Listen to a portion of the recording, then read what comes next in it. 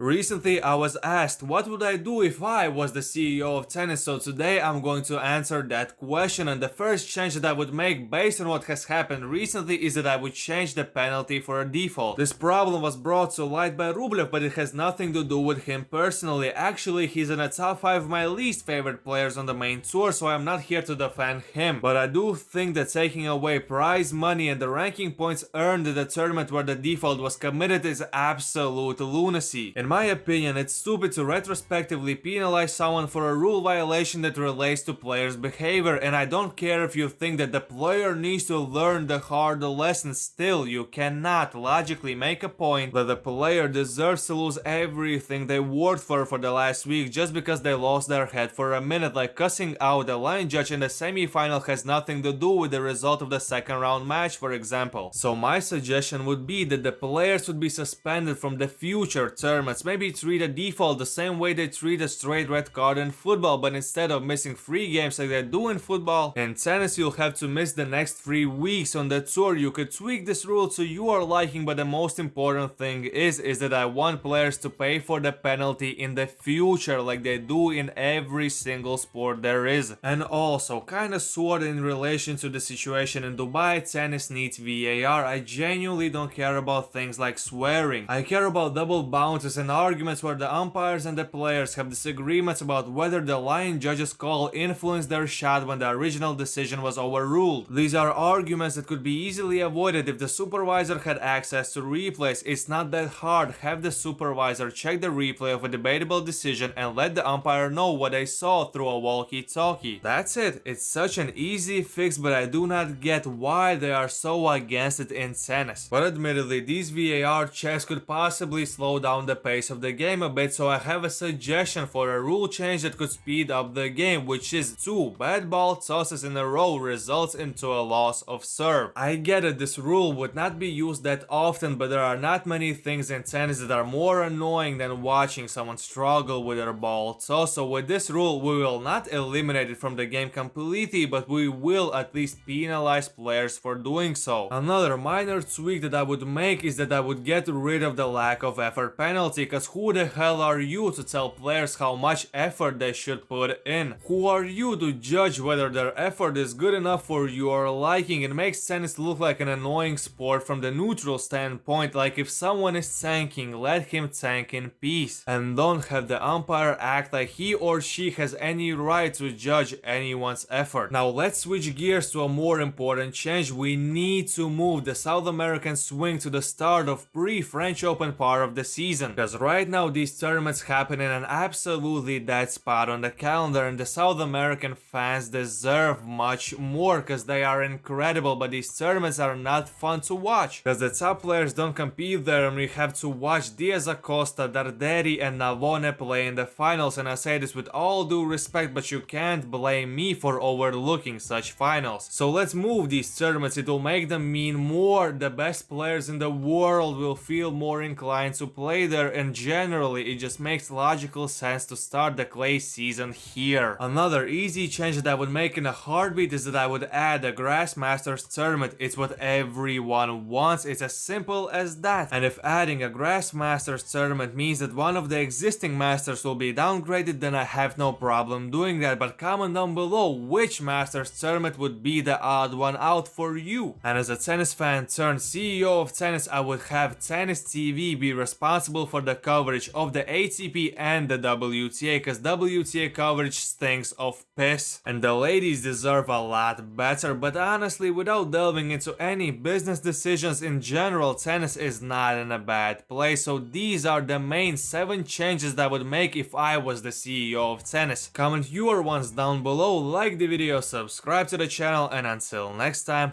take it easy, my friend.